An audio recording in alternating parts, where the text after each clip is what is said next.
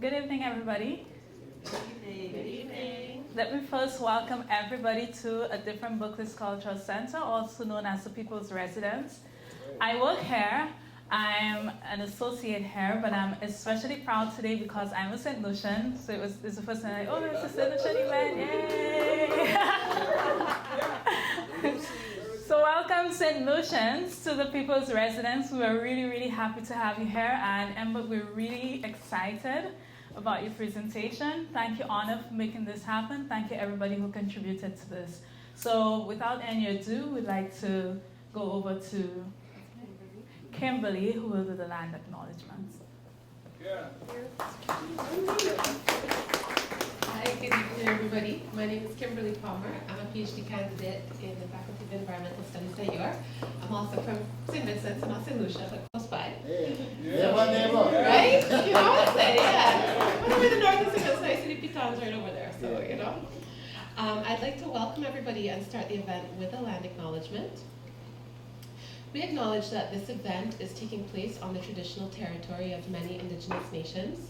The area known as Takaranto has been caretaken by the Anishinaabe Nation, the Haudenosaunee Confederacy, the Huron-Wendat, and the Métis. It is now home to many indigenous peoples. We recognize the current treaty holders, the Mississaugas of the New Credit First Nation. This territory is subject to the Dishon One Spoon Wampum Belt Covenant, an agreement to peaceably share and care for the Great Lakes region. Given the focus of the evening's event as well, we would like to acknowledge the indigenous people of the Caribbean and their current struggles. So now I would like to welcome and turn the mic over to the Consul General of St. Lucia, Mrs. Cheryl Francis.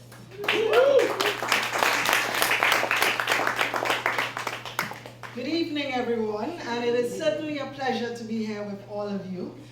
So on behalf of the Consulate General of St. Lucia, our fellow St. Lucians who are with us here today and our friends, of course, join me in welcoming the chairman of St. Lucia Folk Research Center, Mr.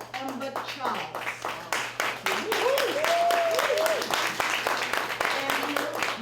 Thank you for being here with us. And, you know, as most of us St. Lucians, I don't think we all understand the contribution that the Folk Research Center has done for St. Lucia. And I think it was in March when the building came down in ashes and we basically lost almost all of our archives of our video and printed material of all of our cultural, heritage, was when we as a St. Lucian people recognized, how much we had lost as a people. And so I want to really thank you. You, of course, Monsignor Patrick Anthony, who's actually the founder of FRC, for the phenomenal work that you all have done in St. Lucia to keep our culture alive. Yes. I mean, Journée Creole was born out of the FRC, and it is one of the largest national festivals being held in St. Lucia now. You see all of our St. Lucians well clad, like Mr. Charles is today, and we wear it with so much pride. I mean, now even our young people, they want to speak patois. They come to a country like Canada and they recognize that everybody has a second language. So why not, we have our own and boast about it. And so, thank you so much for the work that you all have done. And we recognize that we all have to come together and rally around the Folk Research Center to help rebuild our culture so that we can remain proud of what we have. And as I promised, I brought our young leaders from St. Lucia, living in Canada, so they're here with us today. Because they want to make a commitment to our culture and to help you keep it alive in Canada. So thank you. Over to you, sir. Thank you.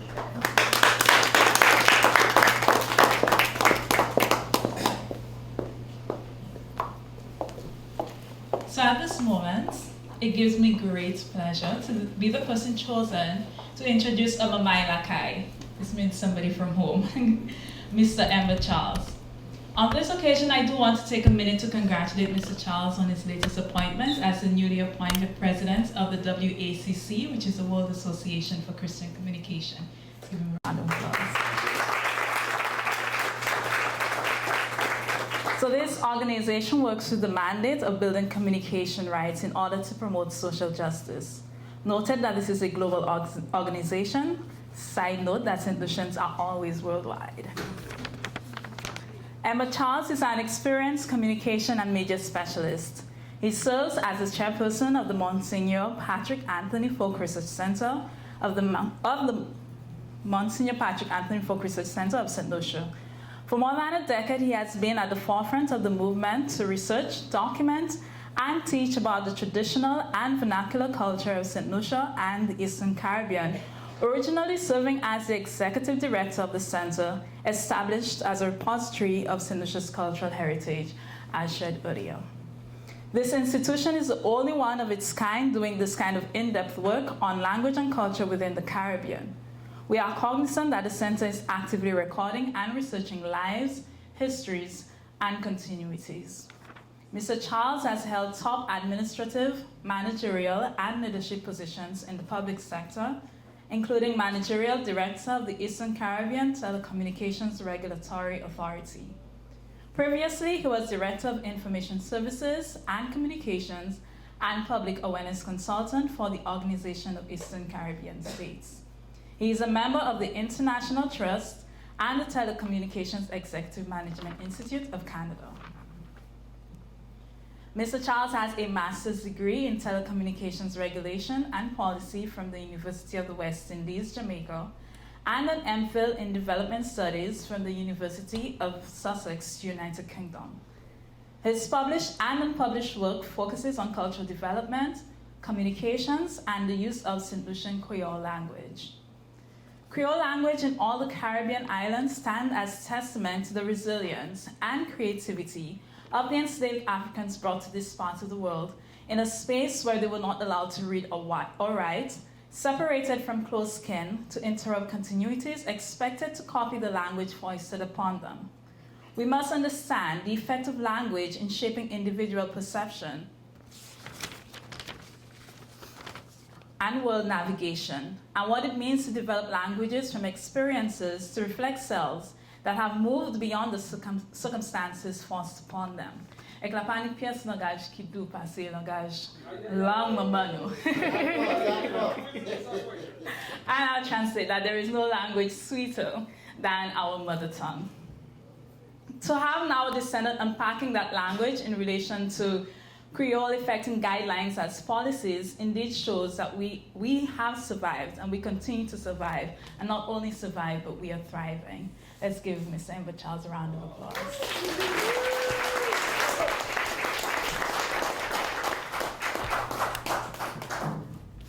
Okay, good evening, everyone. Bonsoir tout le monde. Mamai Lakai. I would first like to start by recognizing a few people in the audience. Let me start with familiar to the unfamiliar, as we're doing in our Creole. I see some close family, friends, and members. I won't mention the names in order that I don't embarrass them. I'd also like to recognize a good friend of mine, Justice Gregory Regis. Where is he? Incidentally, he was he was one of the first editors I worked with, and he caused me to lose my job. He also lost his job. I would like to recognize Honor Ford Smith, who I first met as a student in Jamaica, one of these young boys running around in and out of the School of Drama, but I wasn't a student. I was coming along with some friends of mine, Booth Samuel, some of you may know, and Petrus Compton, who have risen to certain lofty positions in the establishment. I also want to recognize the team from WAC, especially Philip Lee, who is the General Secretary, and partly WAC is responsible for me being here. Getting here was a long journey. I should have been here from October last year for a conference, which was cancelled. It was postponed to May this year, and it was also cancelled. but we decided we'll do it anyway. So Honor decided that we'll do the presentation, and I will be part of a conference at York University starting tomorrow. What I intend to do is to share some thoughts with you on the subject. You will notice I have started with the traditional, using Creole language to really explain the topic. I think in all Caribbean traditions, you would have a saying like this. It essentially means, what you sow is what you reap. This really goes down to the bottom of the value of tradition in our society. Let me start with a quotation. The fundamental cure for poverty is not money, but knowledge. The fundamental cure for poverty is not money, but knowledge. This was a quotation often attributed to Sir Arthur Lewis, St. Lucian, who earned the Nobel Prize for Economics in 1979. And most developing countries at that time used that thematic issue to nourish their public policy. However, in consideration of the question of acquisition of knowledge as a critical tool of social enhancement, this discussion really focuses on traditional knowledge, but rather on modern knowledge.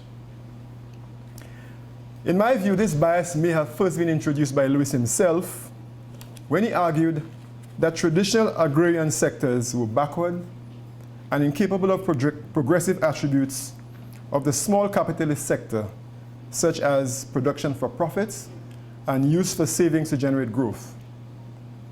The quest for modernization in these small colonial societies, therefore, has resulted in undervaluing and underutilization, and in some instances, the misuse of traditional knowledge. The dismantling of the traditional socioeconomic structures, technologies, and the official biases against indigenous languages influenced public policy when these colonies graduated into small nation states. The underlying assumption in Lewis's mantra is that poverty is born out of ignorance, and these two characteristics feed on each other. The retention of traditional values is associated with backwardness, and in fact, one writer on development issues, Thierry Verhulst, argues that this Eurocentric interpretation of reality in peasant societies has resulted in the failure of productive enterprises in these societies because the value and importance of traditional knowledge is often disregarded. Traditional knowledge, Creoles, nation languages, therefore continue to struggle for a place in our development debates. In examining the topic, one must firstly try to elaborate on concepts such as traditional knowledge, the Creole, which is the St. Lucian Creole, and language, the basic characteristics of small nation states, and how they arrive at public policy. The Creole in this case refers to the St. Lucia vernacular, which was born out of our own unique experience of colonialism, conquest by one European nation, counter-conquest by another, reconquest by another, and you know the story of St. Lucia's history of colonization, having been conquered 7 times British, 7 times French. However, St. Lucian Creole essentially represents a body of what is called nation languages, which was recognized by Barbadian poet Kamal Brathwaite. And Brathwaite says that the nation language recognized that in the grammatical and lexical features represent the nation of people who speak them. So in this context, Jamaican Patois is the Jamaican nation language. Trini Talk is the Trini nation language. Bajan is Barbadian nation language. This is a reaffirmation of rights of use of language and also communication rights. And like all vernaculars, Creole is the primary method of communicating the people's traditions. Therefore, to facilitate in any way the death of any nation language, the Creole in this case is to close this route to a vast reservoir of knowledge, resources, and values which can build sustainable development policies for our societies. St. Lucian Creole. Lawrence Carrington, the Trinidadian linguist, describes Creole as a language which is a variety of French lexicon Creole spoken by the significant majority of St. Lucian and is mutually intelligible with language varieties spoken in Dominica, Martinique, Guadeloupe, and Haiti. We also discovered there's some mutual intelligibility with Creole spoken in Mauritius and the Seychelles.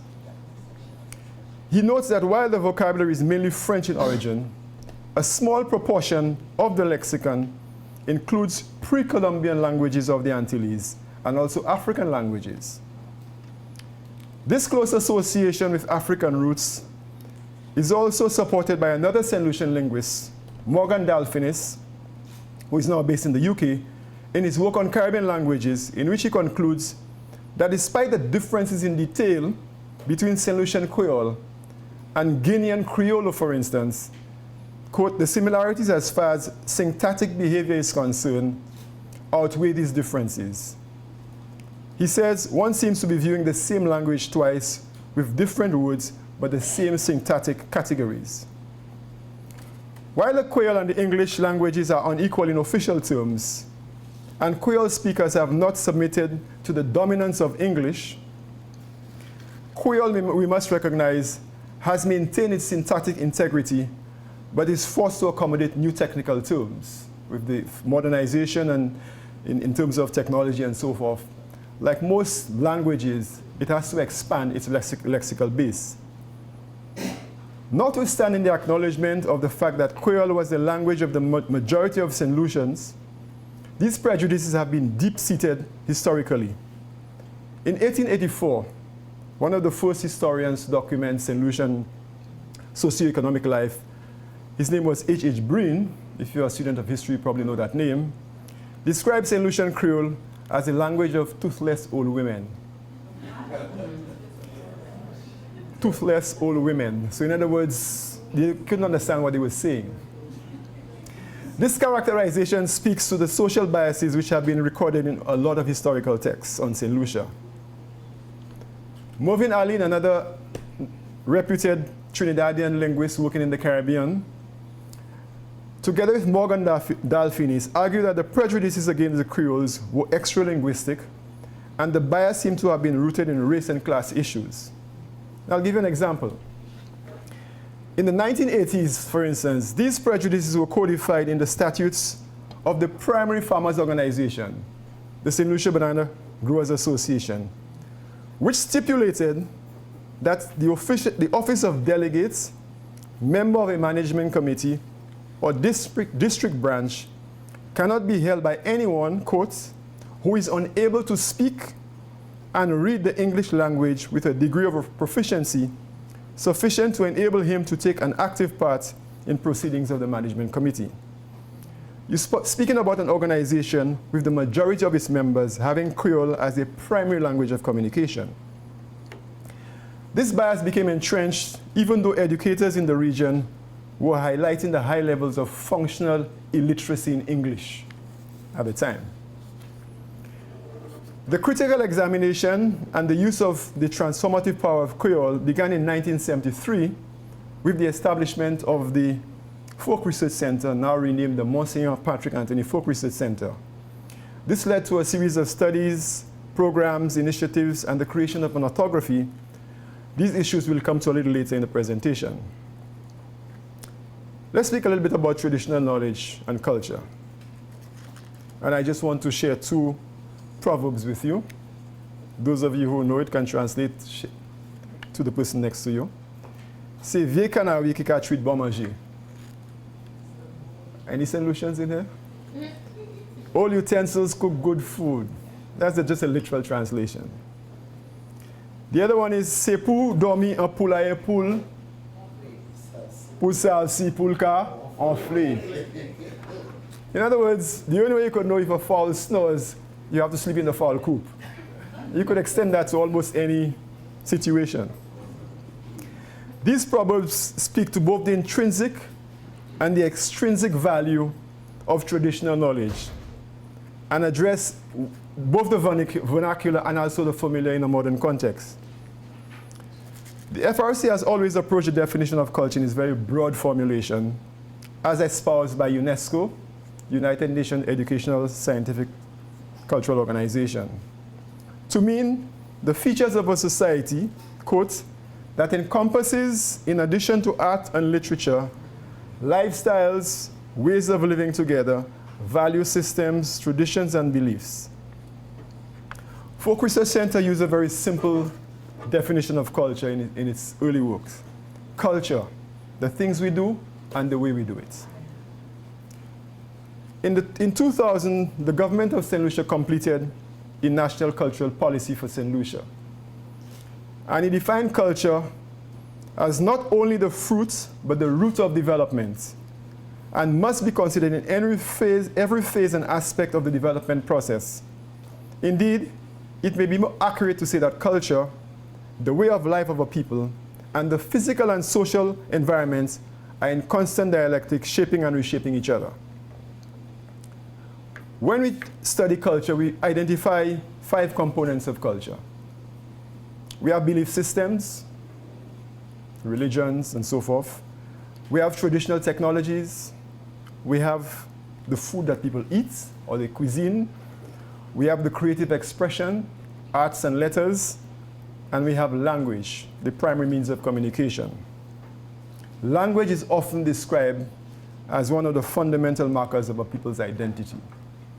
And I'm sure sometimes somebody comes to a country, they look just like you. It's only when they open their mouth you realize they're different. We use the example a lot when we speak about the treatment of Haitians coming into the Caribbean.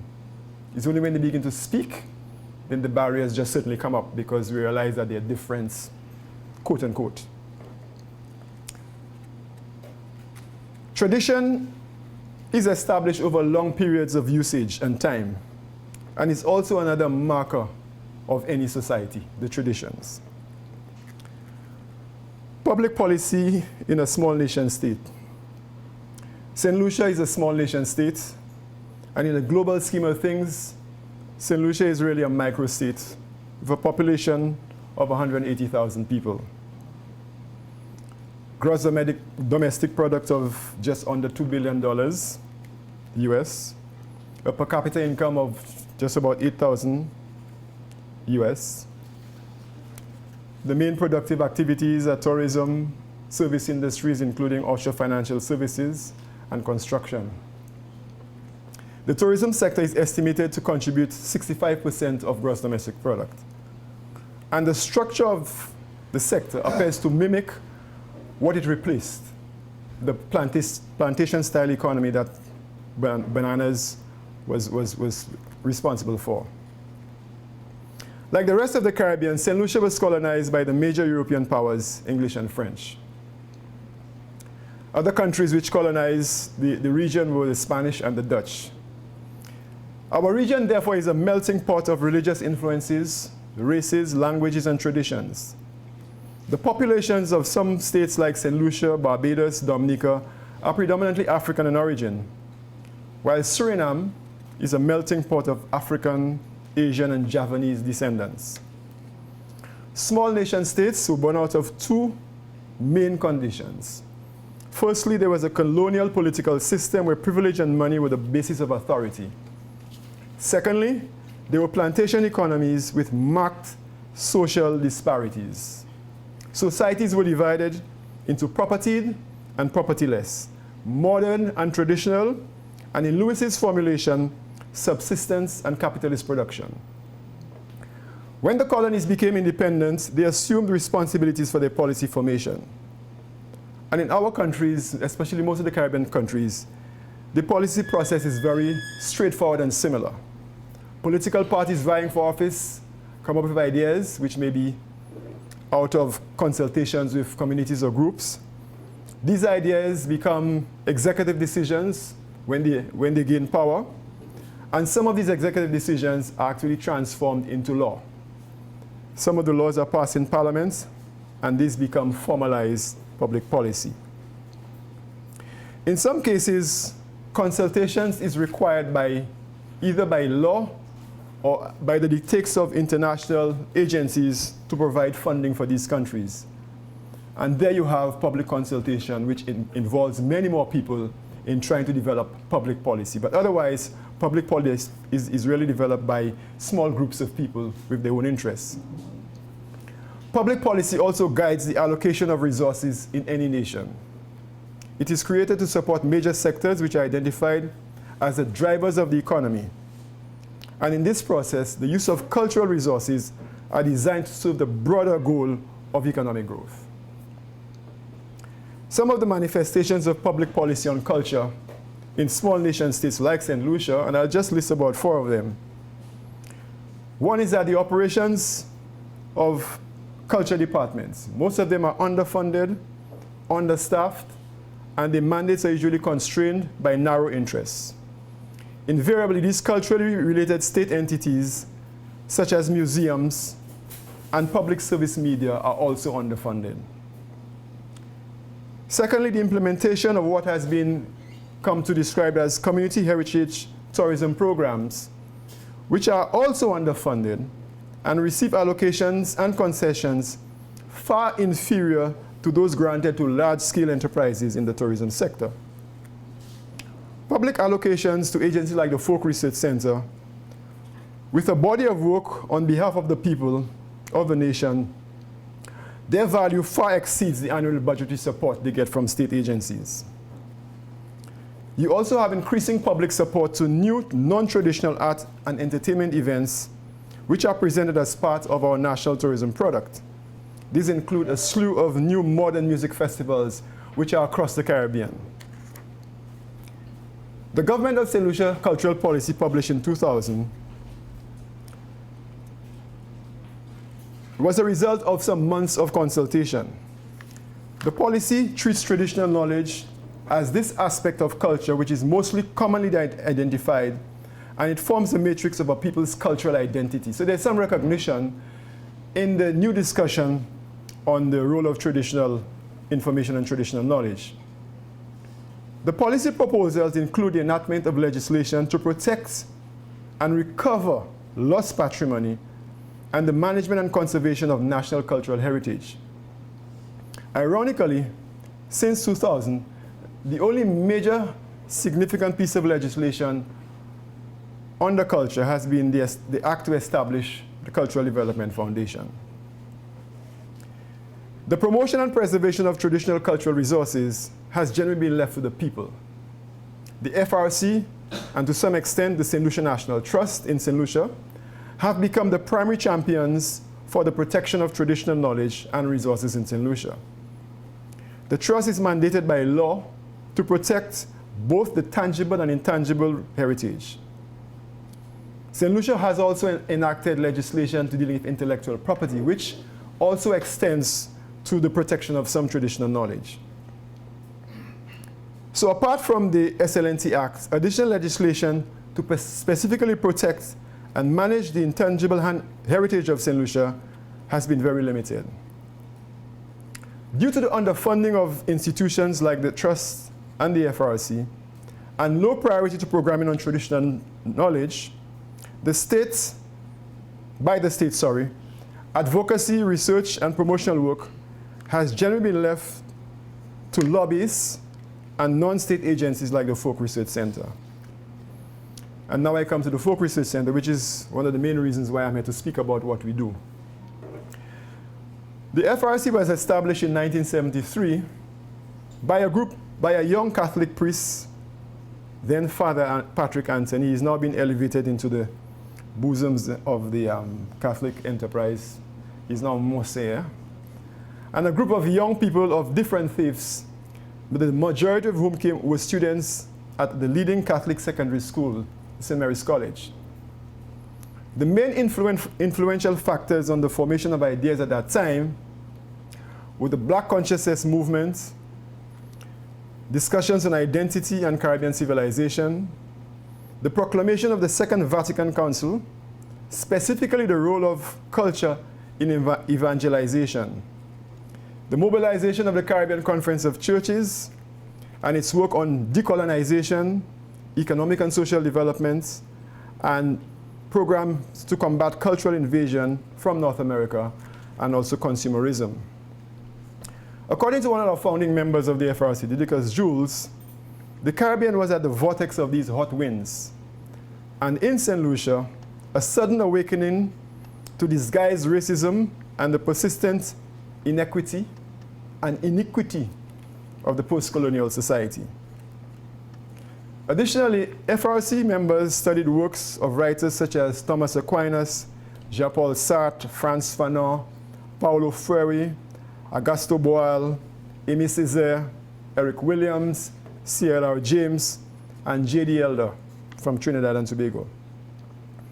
And then we had the St. Thomas Trippich, Harold Simmons, Dunstan St. Thomas, and Derek Walcott, who continued to inspire the cultural movement.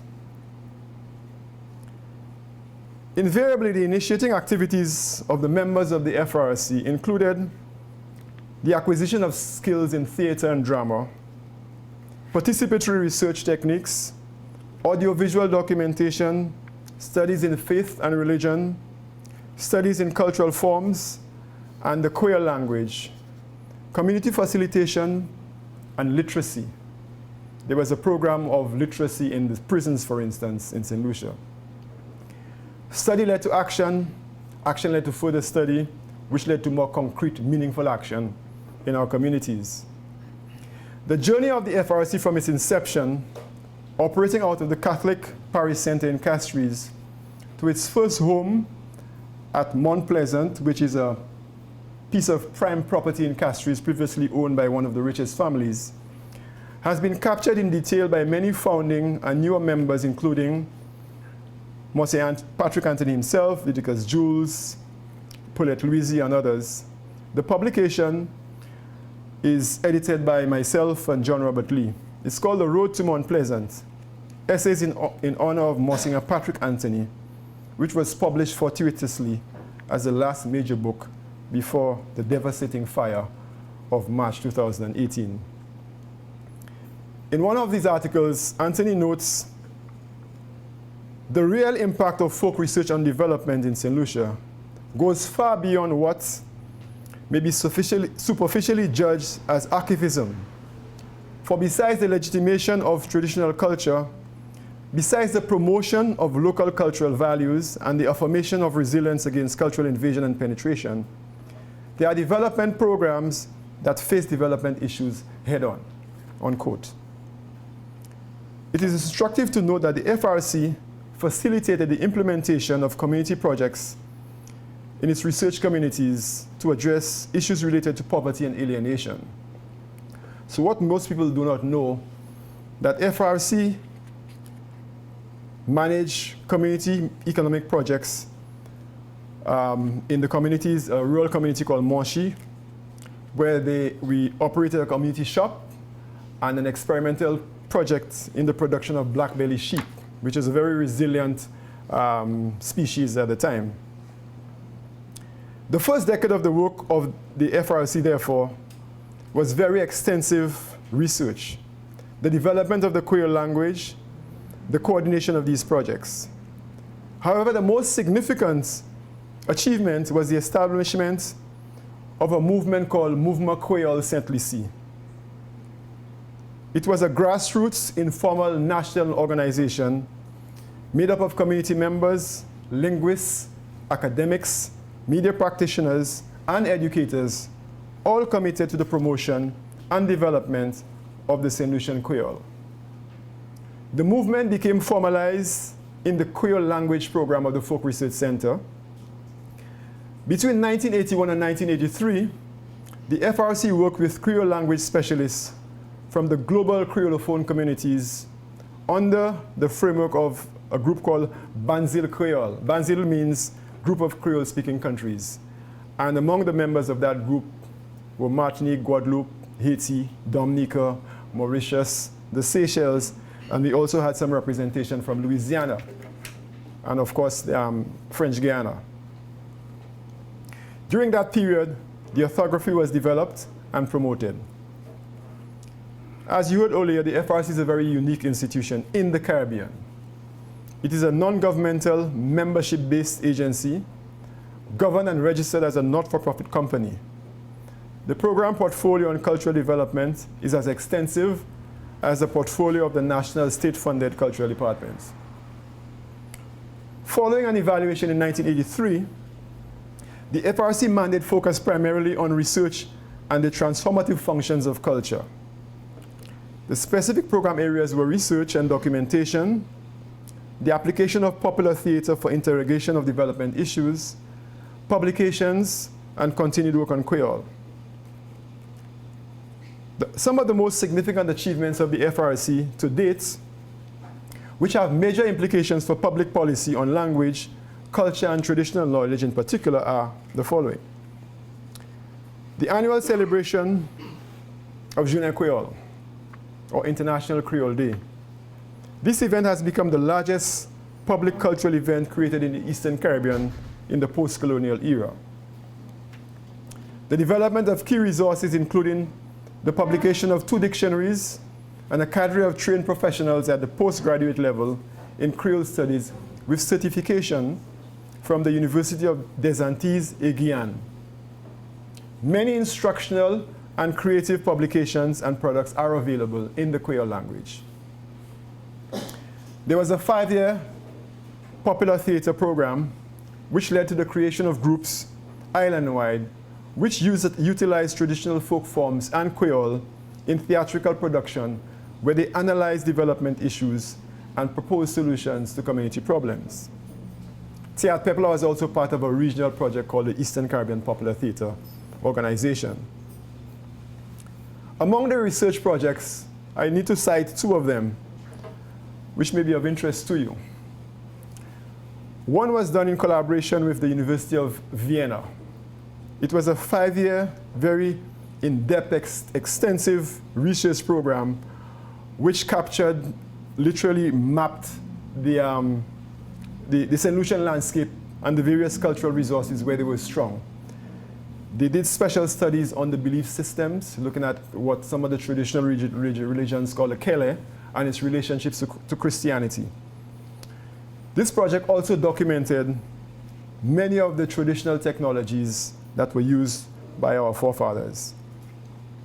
Another major project was extensive documentation of musical forms undertaken by an ethnomusicologist called Dr. Jocelyn Guibault, with one of the major outcomes being a musical collection produced on the Smithsonian Institute Folkways series.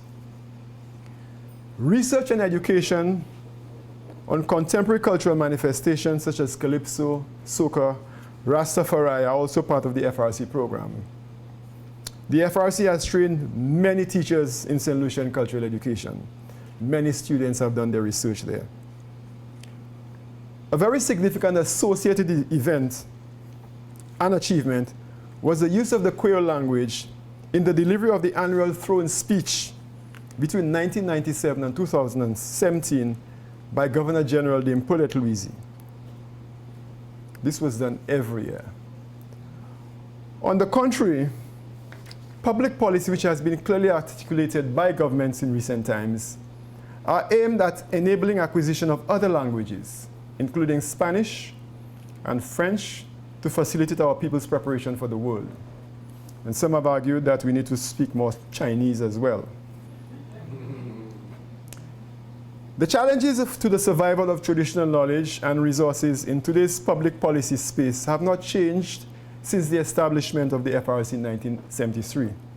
In fact, they have intensified due to the speed and expansion of cultural influences brought about by the World Wide Web and social media usage. Some countries have considered policies which provide incentives for use of traditional resources. Others have had more controversial policy measures, such as mandatory quotas on the use of local content in their media. People have argued that this is a violation of freedom of expression. In the past decade, the National Tourism Policy for St. Lucia has introduced the idea of making the product reflect the identity of the people. But then, do we know which identity we're speaking about? The measures to use Creole in St. Lucia Parliament is significant, and I think it's something that can be built on. Notwithstanding these significant achievements in building cultural collateral for the small nation state, public policy has not formally embraced Creole as a dominant language in St. Lucia and afforded it pride of place alongside English within the formal education system and a place in public and private business. There have been arguments for exclusion of Creole, but most of the arguments seem to revolve around the inadequacy of the Creole and the perceived impact of the usage of Creole on the educational and even economic advancements of individuals and communities. Clearly, most of these arguments have already been debunked by many scholars and practitioners throughout the region. Another leading linguist, scholar, and educator, Hazel Simmons McDonald, yeah. That's right. Yes, Judge. Has published reports on her studies done in St. Lucia and cites other regional educators to support the role of indigenous language in the acquisition of other languages. In this case, the use of Creole in the adoption of English as a second language. And yes, my friends, for a lot of St. Lucians, English is a second language. And is also the same in a lot of Caribbean countries as well. Where traditions have been used in the development of the tourism product, the approach has been used of traditions as a commodity without the intrinsic function in the daily lives of people. Tourism marketing strategies are built around mainly the products of the destination rather than sharing the intrinsic value of the culture of that nation. The results of this approach is sometimes a progressive undermining of the role of tradition through a program of modernization and the displacement of elements of both tangible and intangible heritage. The application of the traditional knowledge and the Creole should not be done in a manner where the language is being stripped of its everyday use. We note cultural festivals are packaged to fit into slots, and the intangible heritage is often modernized for the comfort of the consumer. The approach of the FRC through its signature event, Journée Creole, has been to ensure the authenticity of the presentations of the traditional cultural resources, technology, creative expression, cuisine, by organizing events for locals and visitors within the community itself. The association with the Creole language and traditional knowledge is really, as we say, à la mode today. But this popularity, superficial at times, is necessary, but is not sufficient for sustainability of the traditional resources. These actions must be formally documented, discussed, and converted into public policy statements, and also form legal and institutional frameworks for advancing the traditional knowledge and culture. Creole must be declared an official language in St. Lucia. The continuation of the FRC as an institution and the creation of other institutions are critical for the sustainability of the Creole language and traditional knowledge. In the absence of legislation on proposed cultural policy, of extensive legislation within the cultural policy, it is imperative that support is provided for continuous operation of grassroots institutions. In the aftermath of the March 2018 fire, the FRC embarked on a set of strategic steps to rebuild. Firstly, outlining the context and justification incorporating these measures, which are inclusive and sustainable. And I will now present some of these. In the ashes are the records of 40 years of work. You can go to the next slide, please.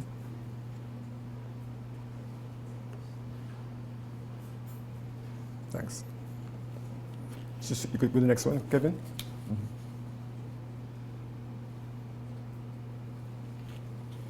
What we lost in the fire was over 40 years of work. We lost a lot of original artifacts, original paintings by one of our mentors, Harold Simmons. We also lost paintings by Dunstan Saint-Omer, and a lot of stuff that was donated to the Folk Research Center. Because a lot of the work was audiovisual documentation, you know, fire is not kind to plastic. A lot of the stuff we had were all media from, those of you who are familiar with production media, from half-inch tapes to U-matic tapes to new media, including hard drives and so forth, which was stored at the center. All of these were burnt in the fire. But we learned some lessons out of that. That archives management is a very critical exercise for any country, not just the Folk Research Center. And though some of the material was digitized, there's some material that was lost in the fire was not anywhere else. As I mentioned earlier, the 5-year program with University of Vienna, all of the material that was captured in this research is duplicated at the University of Vienna. So efforts are being made to repatriate that stuff back to St. Lucia. So there's a new vision emerging, and as a result, you can go on, Kevin. Next one. Next slide.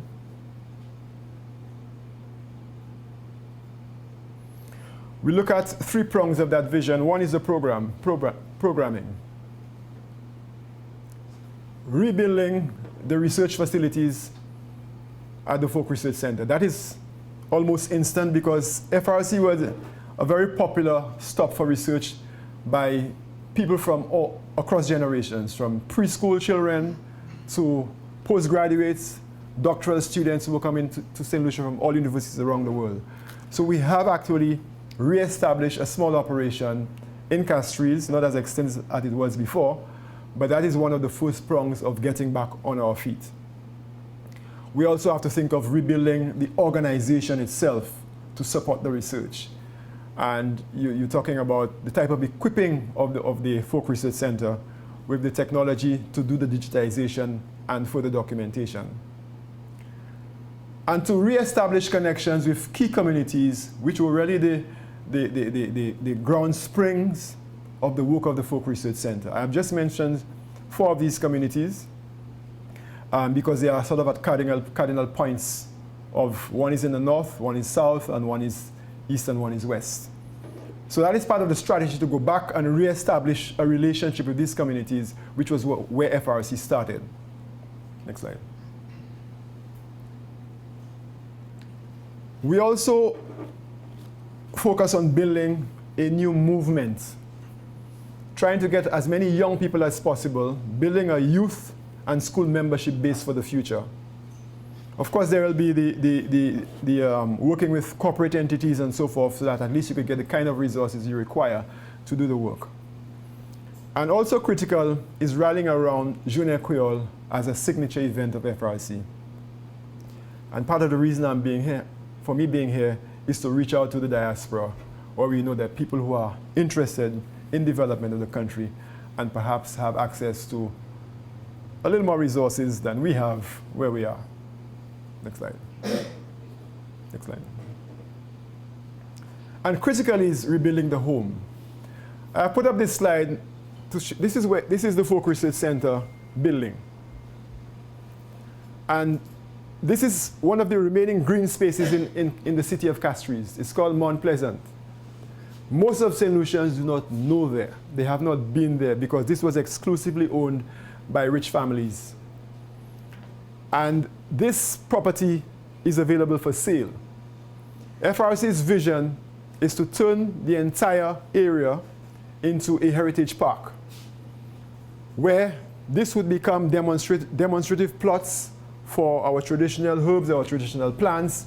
But what is critical about this spot as well is that environmental organizations have identified it as one of the spaces, the green spaces in Castries for water retention, so that it reduces the amount of flooding in the city of Castries. So the UN, through a program called Vision 2030 for Castries, has earmarked or has proposed, although the final decision doesn't rest with them, has proposed that this place remains green. So one of the big goals of the Folk Research Center is to try to acquire resources to buy the land. But it is very expensive land. You could imagine it's in the city of Castries and it's prime property overlooking the city, and other people would like to own it. Next slide.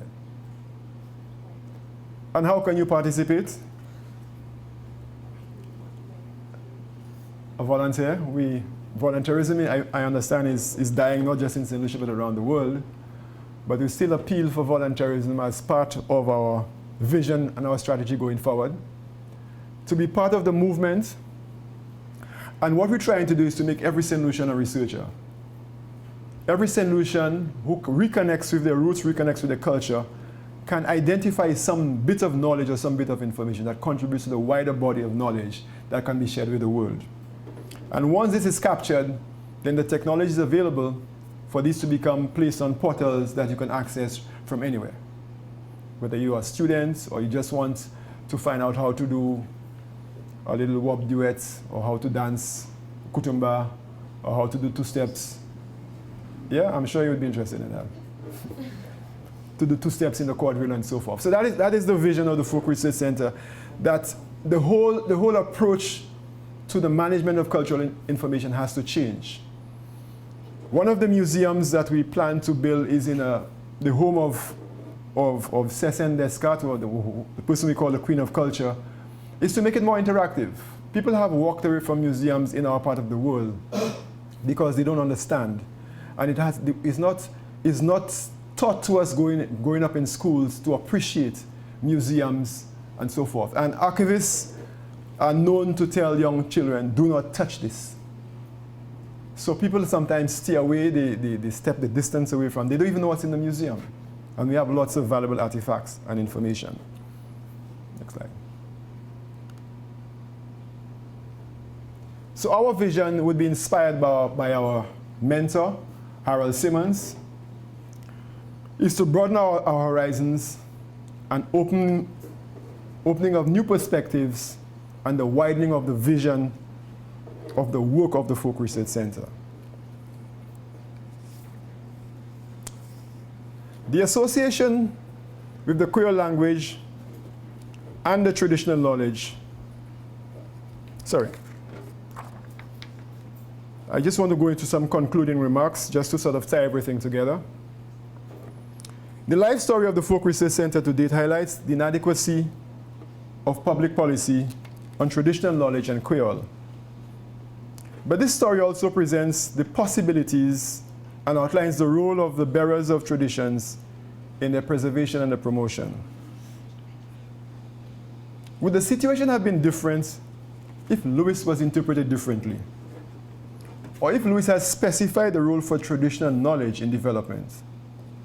Would our models of development have led us to more sustainable lifestyles based on how our people of the past lived?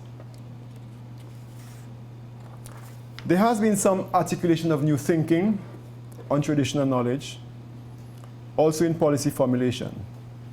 But there still is some need for further research in making that connection. The counter-argument we always get is, can you justify the economic benefits of it?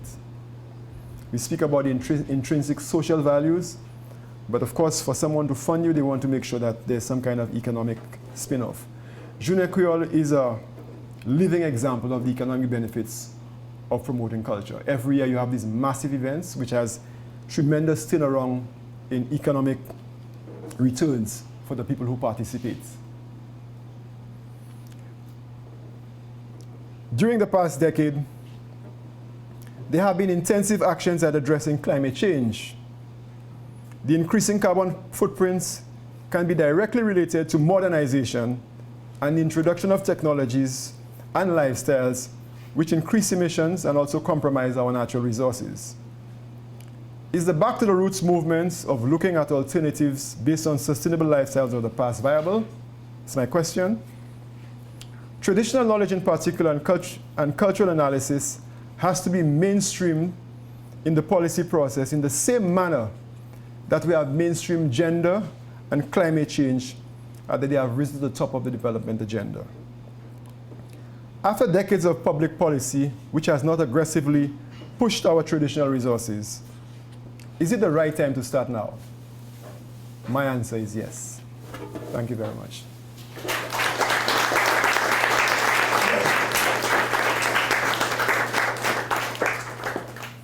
I'll take questions. I'll stand. I would just like to thank you again, Ember Charles, for this really informative presentation. And I think I want to highlight my biggest takeaway, and it is the idea of the centering of traditional knowledge as we move into the future, moving away from Eurocentric ideals that we had started with post-independence. So thank you again. Thank you very much.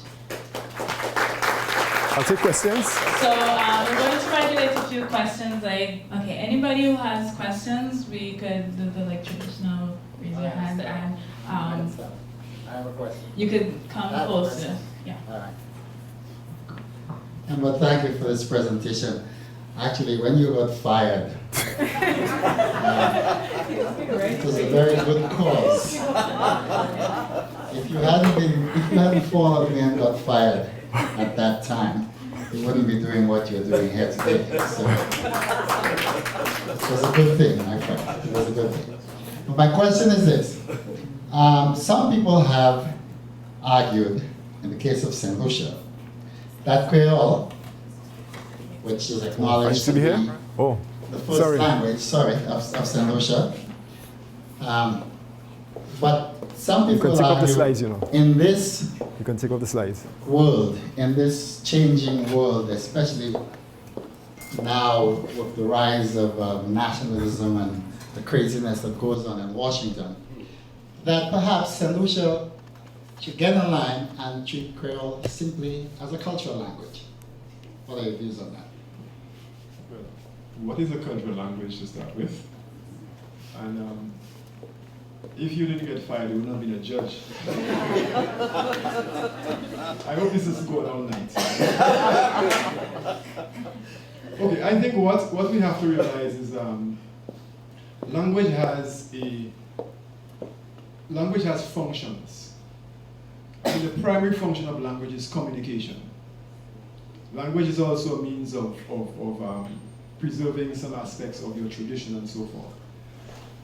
And people who are not permitted to communicate in their own or indigenous languages, I think you're denying them some fundamental human rights. Because you're forcing them to adopt something that perhaps they will not be very competent, and obviously will put them at a disadvantage. We have to realize that when I raise the issue about English is a second language, that some of the most successful programs of teaching of English is to approach English as the second language. I mean, most of us who have been to school, you actually have to learn English to pass English, even if you speak English. So English is not as easy as you think it is as a language. And in order to acquire a second language, your point of departure has to be your first language.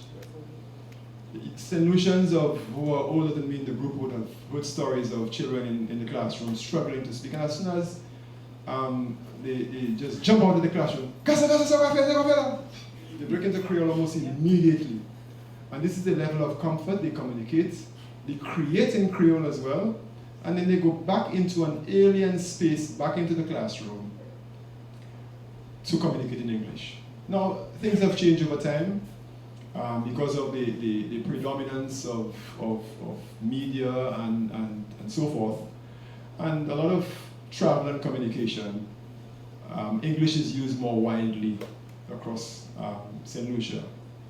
But the fact remains that the role of Creole not only as communication, but as part of the cultural identity of a country is what one also has to preserve. And when you make something a cultural language, essentially what you're doing, you're creating some kind of reserve to keep people in a particular space to behave like a cultural artifact for a while for the purposes of showing off your culture. but not to live the culture. There's a difference between these sort of anthropological reserves and making the culture part of people's lives. And that is what we're about, keeping it part of people's lives. Thank you. Can you come up a little closer? She's shy. Yeah, because it's not as long, sorry. But I brought it. Could I ask the question? It's okay, let's ask.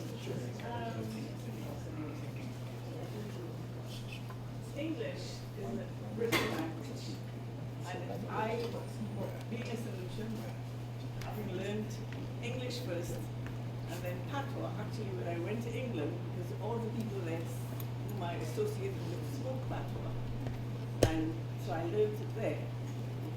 But the fact that English is a spoken language and Creole isn't, we always assumed that you couldn't really advance and make it official if you couldn't write it. I mean, that's my thinking, which may be wrong. So I'd like you to expand on that and explain us out of that way of thinking. As I explained earlier, there's a writing system for Creole. There's an orthography. There's some of the top linguists from around the world, as far back as I said, the early 1980s, came together. They studied the language. They developed what we call a phonetic-based system for the language, and they created a writing system. I have a. Just open it, see what we have tested. I mean, there's a period of review that is required now because it's almost how many years, but we have tested the writing system. It's not as, there's some areas that it doesn't survive some tests of rigor, but basically you can communicate in writing with another Creole speaker from within the Creole speaking world, the Banzil Creole I spoke about, because their approach to the orthography is the same. If you write something in St. Lucian Creole, there may be a lexical difference. For instance, the word you use, say for argument's sake, to describe a totem pole may be different from the word the Haitians use. But the syntax, the structure of the sentence that you communicate is basically the same. So the system, the writing system, has been there for some time.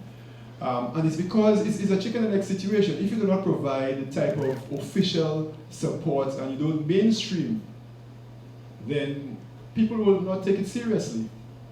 There are so many studies being done in our school system. Some of the academics will tell you, that hadn't they adopted the approach of, in some cases, especially in the rural communities, of teaching, that is the technique of teaching English as a second language, they would not have been successful in communicating the skills of English to the students. And for that, they have to understand the Creole language. They have to know the writing system. They have to know the syntactic structure of Creole and so forth.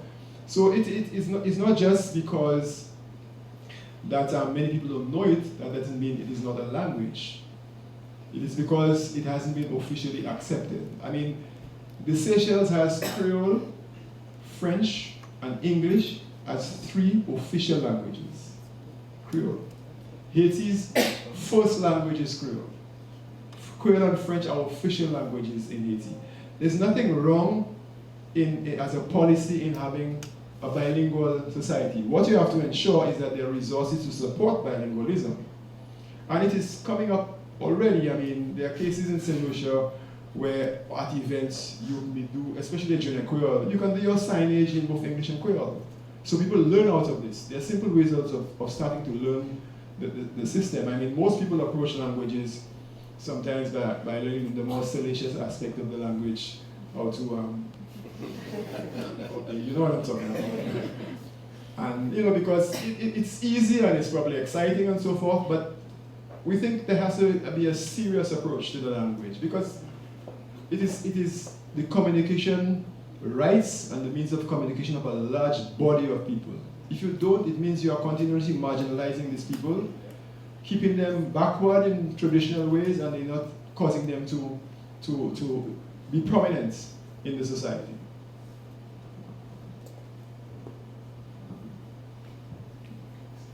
so you could come up right there.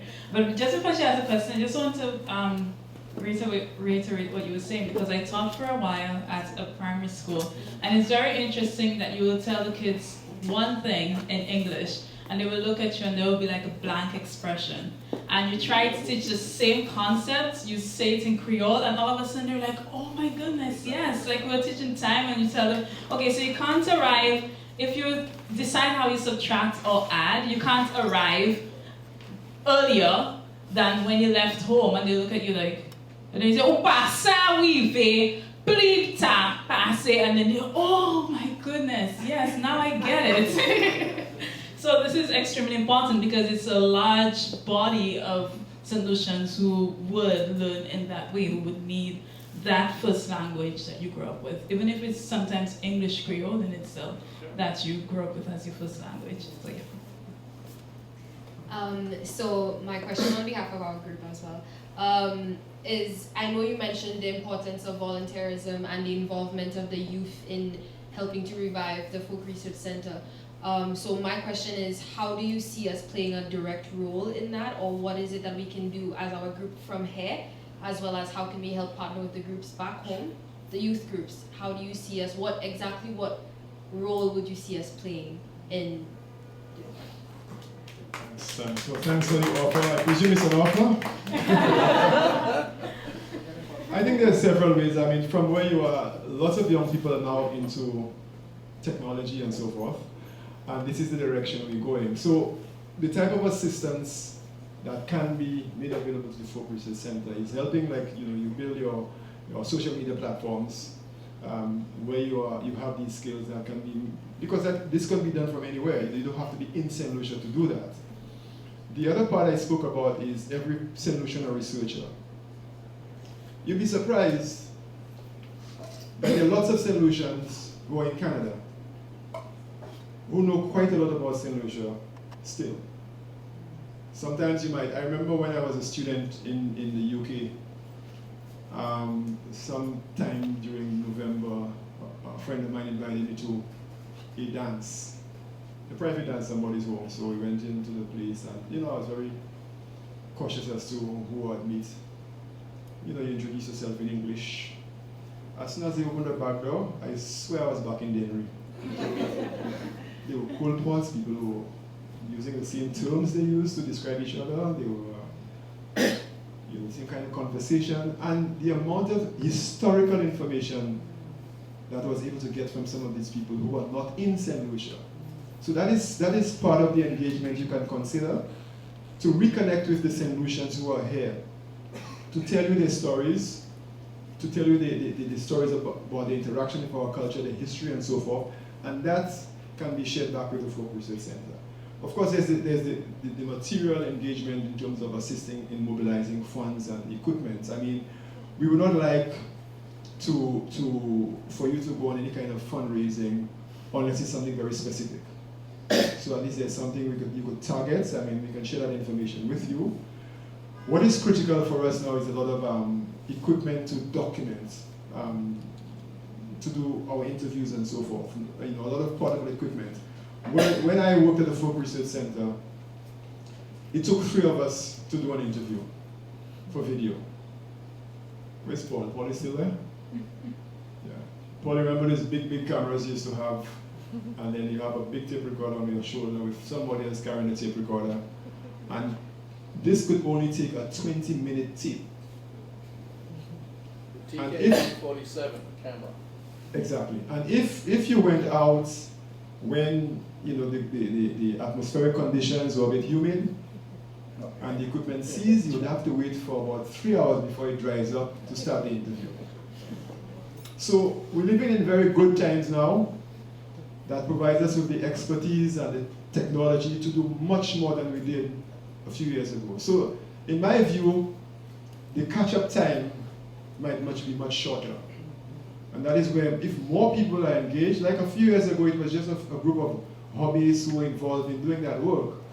But now, with the expansion of knowledge through the internet, many more people playing a small part can contribute to the bigger project, like the few of us did over a longer period of time a few years ago.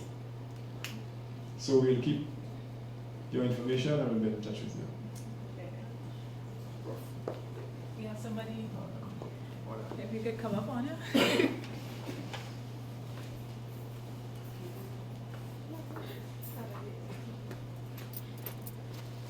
Thanks very much. I learned a lot. Bert, I wanted to ask you a little bit about the institution in the context that you're located. Things have changed a lot since the 70s, particularly with regard to the economy. I think one of the things that Louis was most adamant about was that there should be a local bourgeoisie that should lead development. I think that's not what we're seeing in the Caribbean now. The other thing is, I think we're completely dependent on tourism, and this has really a major impact on a lot of things. Apart from access to resources and access to food, it is also a way of objectifying ourselves. So I just wondered how you see the role of the FRC in this kind of context, and how we are analyzing and thinking about the increase in cultural imperialism and in imperialism in a much more vulgar sense than existed perhaps in the 1970s. Yeah, it is getting worse now, because I think there are two things we have to bear in mind. The economic situation in a lot of developing countries causes people to think very narrowly now. Essentially, how can I survive? And this translates, it sort of percolates to public policy. The choices that sometimes governments will tell you they have to make is whether I provide the money for a footpath for the community, or I fund an event for Jeune Creole. Most times I think, these are very short-sighted, because if people are given opportunity to make decisions for themselves, they will make very sustainable, informed choices. And I think most times we don't. We just assume that they do not have the capacity to make these decisions. And part of the reason is because we do not communicate to them in their language. You go to community meetings, and people come to the meeting, but they say nothing, because they don't understand what is being said. And FRC sometimes used to be in the forefront of facilitating some of these meetings, and this is part of what we have to do to go back to ensure that these things happen. Because in the process, you give people a sense of reassurance of who they are. If you don't do that, people will just lose that sense of personal value, and that is where they will just submit to all of these imperialistic values and all of these the evils that come with it. So the FRC has to reconnect in terms of its original volunteer connection with communities that we did a few years ago, because for some time, once you become very proficient, you become formalized, and the staff are the ones doing the work, not the members. We now want the members to start back doing the work, because most of the members came from the community. I think it's a big project, but the more studies we do on it as well, I think the more we'll see the way forward. And I just wanted to mention, this is the publication I spoke about. A lot of what we have done, in fact, what the issue you raised is addressed in this publication by one or two of our writers. That was the book that was last published just before the fire. And here's a dictionary. Yeah. It has all words like gosh, gosh, juke.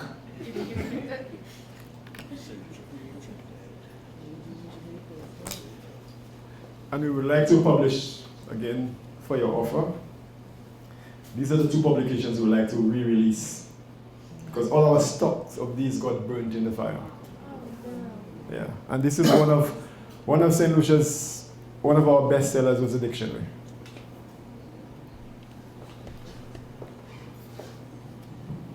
Okay, we'll take 2 or 3 more questions. We will have your question, and we can do something. I'm not half the man I used to be.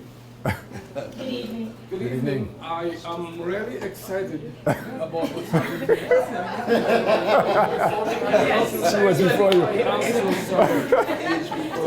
Stay Don't worry, you go Stay there. next. I'm so sorry. It's okay. You can go ahead. Okay.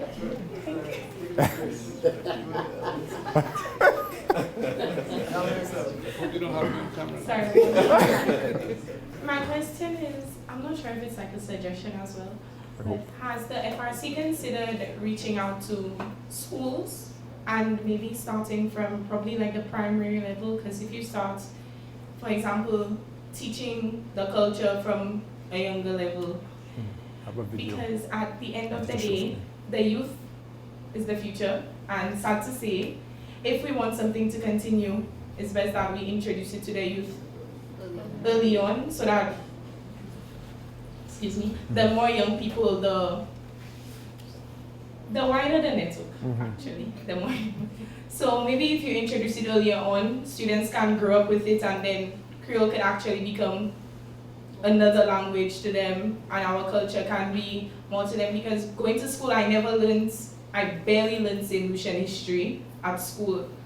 I probably had like 2 classes of St. Lucian history. We don't learn Creole, only for Junior Creole season. We have events for that. We don't learn Creole, we don't speak Creole at school. Teachers don't use Creole. There's none of that. No St. Lucian culture, only around Creole time. So maybe introducing that to them. And also, we don't know much about the archives as well, because we only learn about the archives when we have to do our history SBA. True. That's the only time we know that St. Lucia has an archive.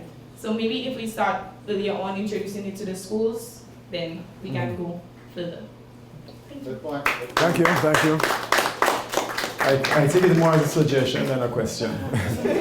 But to let you know that we have a very extensive program with schools. I mean, I'll show a short video of an after-school program which was targeted as young people at risk. You know, when they leave school and after school they just go into mischief. And there was a program to address this, which taught a lot of cultural values and cultural skills. But literally every day, there's a group of students at the Folk Research Center, at least when we were at the building, every day. During the summer period, we have summer programs as well.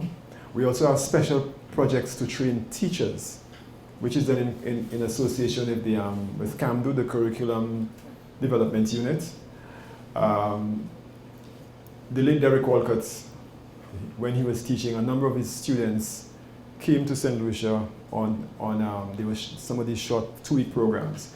And in fact, they said they were very privileged because they had Derek to themselves for 2 weeks. Many people didn't have that. And this was organized by the Folk Research Center. So there are lots of these teaching programs at different levels. But unless we have some kind of formal, official acknowledgement, there'll be a struggle to get it to fit into official programs. It will still be seen as, you know, something you may want to do or something you have an option. Sometimes you have to remove the option so that at least it is mandatory for students during a certain stage in their life to be exposed to some of the cultural values and cultural traditions. You may make decisions later on in your life, but unless you have the information, you can't make an informed decision. You know, you just assume it was not good, that's why it wasn't taught to you. But it's only when you get older and you begin to regret, I wish I knew that, because you go among other young people in other societies and you realize how passionate they are about their own culture.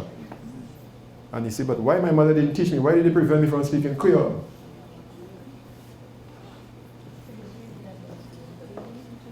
Check.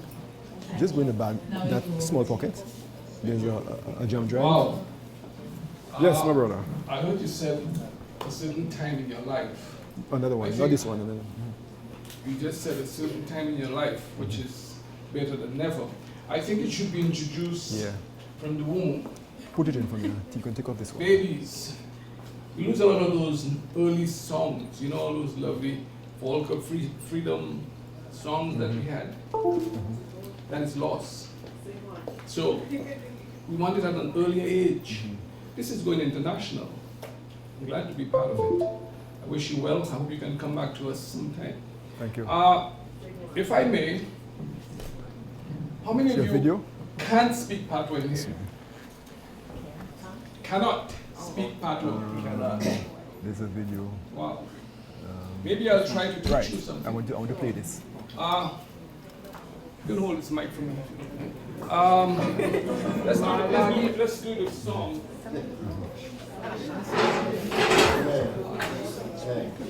Let's see if we can do this song. Children of St. Lucia, get up, go get. Get up, go get. Children of St. Lucia, get up, go get. Mama Saint Lucie, levez, allez trouver. Levez, allez, let's try that. Children of St. Lucia, get up, go get. Get up, go get. Mama Saint Lucie, levez, allez trouver. Oh, allez chercher. Levez, allez trouver. Go and find allez chercher. But I had to compose it. Get up, go get. Okay.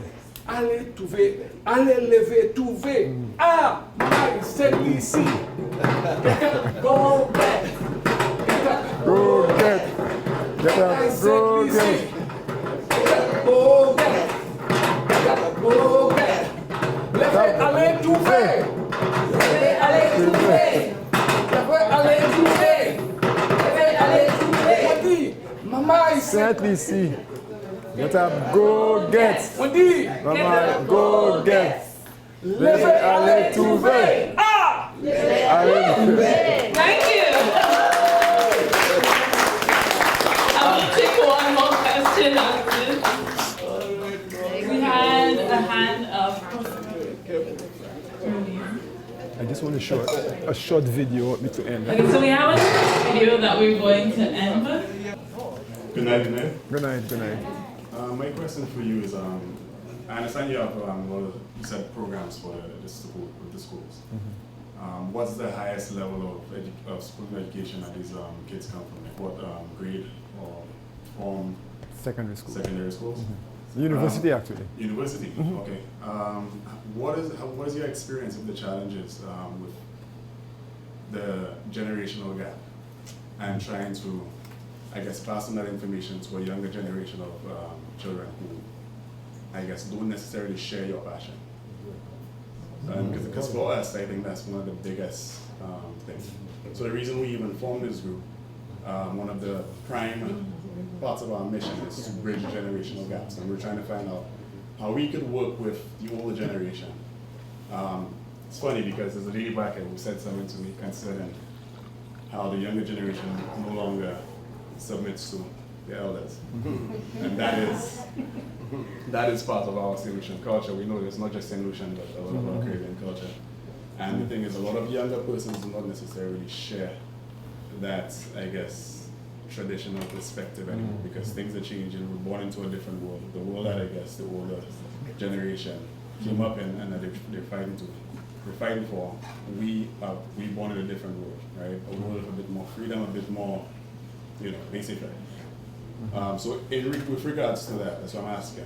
What experience do you have with that sort of generational challenge? Thanks. That's a very good question. Well, part of the issue with getting to young people, especially within the formal education system, has to do with the teachers. You have in any education system some teachers who are very passionate about something, and others who wouldn't be bothered. They just in teaching just because they have to teach. And you find some of the most successful young people are those who are all-rounded, including those who have acquired some of the cultural skills or tools when they travel. They are the ones who shine when they go overseas. At least they can speak Creole, they can do a little dance and so forth. They involve in sports. So it tells you there's something valuable about being a whole person and acquiring some of these values and traditions. That's why we have programs for the teachers and work with the curriculum development department in the ministry. So it is even if they are not passionate, they almost have to do part of it because it is a skill they must learn to pass on to the students. But to go directly to your question about the bridging the generation gap, is to find what you as a young person, if somebody asks you, what makes you a St. Lucian? What would you find out of St. Lucia to present as your identifying mark? Some people couldn't be bothered, they say just want to be a citizen of the world.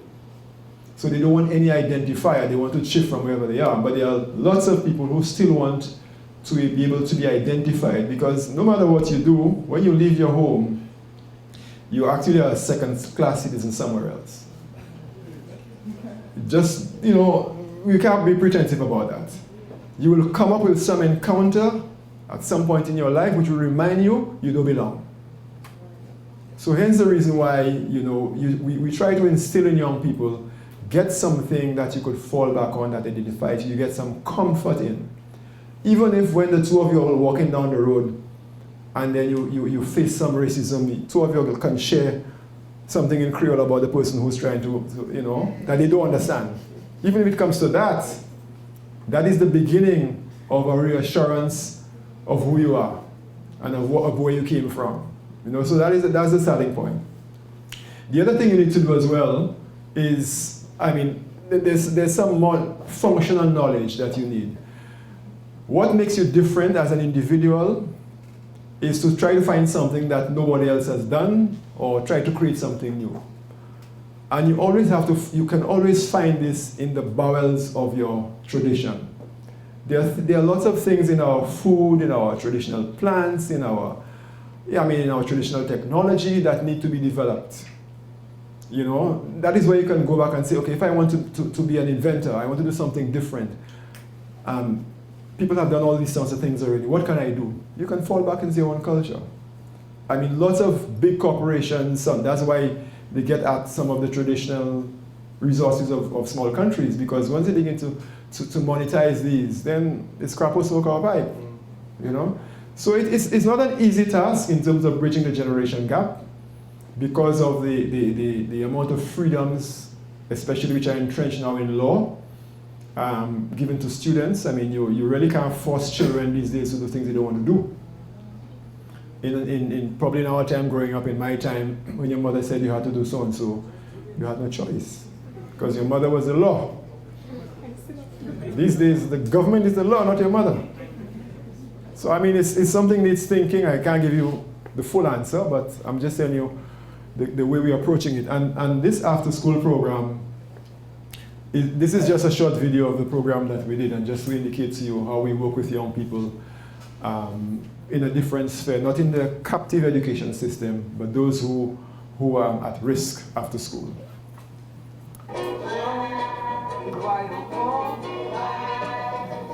You can hear? Just put it by ear. Oops. You'll have to hold it.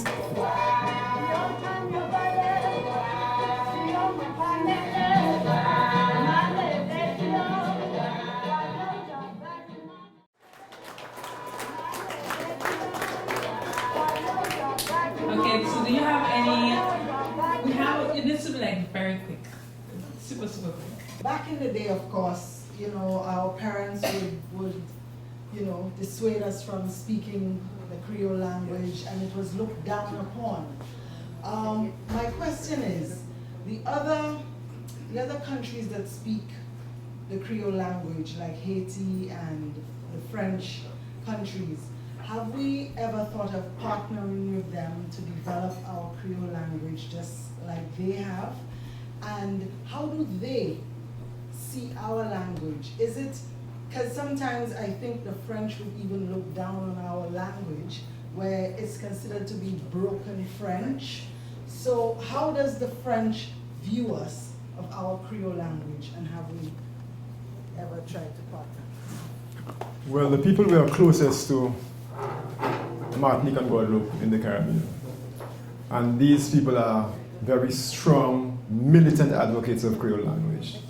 In fact, Creole is the basis of independence in Martinique and Guadeloupe. And St. Lucia works very closely with these countries, also very closely with Haiti on the Creole language. So there's no looking down, if you want to use that term, on what we do. The difference, though, is that they have institutional support for what they do. They have a recognition of what they do, and we don't. One comparison, look at Dominica, for instance. Dominicans speak significantly less Creole than St. Lucia. But the appreciation of Creole in Dominica seems to be much stronger than St. Lucia. It's because the majority of Dominicans, a large portion of them came from north, from the Leewards, and came down and so forth. So they don't have a strong tradition of speaking much, but culturally, what Dominica represents is very Creole. And that they're able to support, the work on the Creole language. So that's why we keep on arguing for policy support for what we do. Because the research work is ongoing, the promotional work is ongoing, the advocacy work is ongoing, the use of the language is there. It's not that people are not, and we have been trying to dissuade people from using the term patois. Patois is a broken form of a language.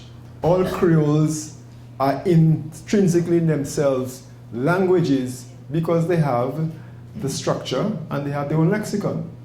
And that's why Brathwaite calls them nation languages, so they identify with a people. So, to answer your question, there is ongoing work. They're one of the leading lights academics, Jean Banabé, from a professor. He died a couple of years ago, and his institution ran a diploma program, a postgraduate diploma program, where many St. Lucians did that program. So we have people who are certified in teaching Creole, and we have material as well to teach the language. Thank you so much, Amber. Before we wrap up, just like if you have any last couple words before we move on to the closing. Well, I'll go more than a couple. 3 words: we need support. Thank you.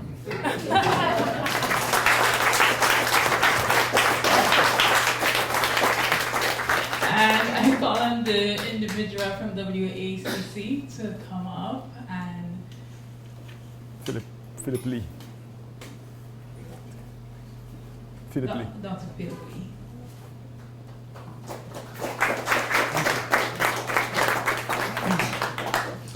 Thank you. I'll keep this short. My name is Philip Lee. I'm the General Secretary of WACC, and Ember Charles is the newly elected President of WACC. I feel I should apologize either for being English or for speaking English, a colonial language that has taken over so many places in the world. But I have had the great privilege to visit St. Lucia. I was there earlier this year. It's a beautiful country.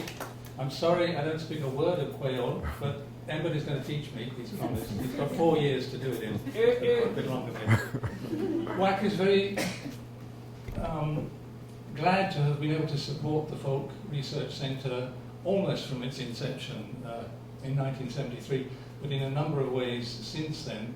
And we are working now on new projects that we want to do with the FRC, because in my opinion, and I think I can speak on behalf of all of WACC here, the issues are crucial for our times. The loss of identity in the face of so many different kinds of conflicts that we're coming up against can only be resolved if you retain your own national identity.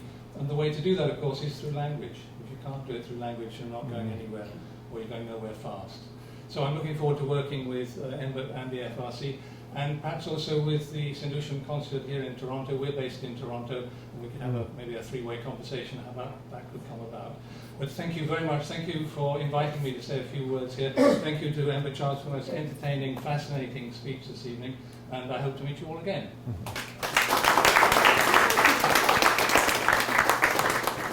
And thank you, Embert, for reinvigorating my St. Lucian days.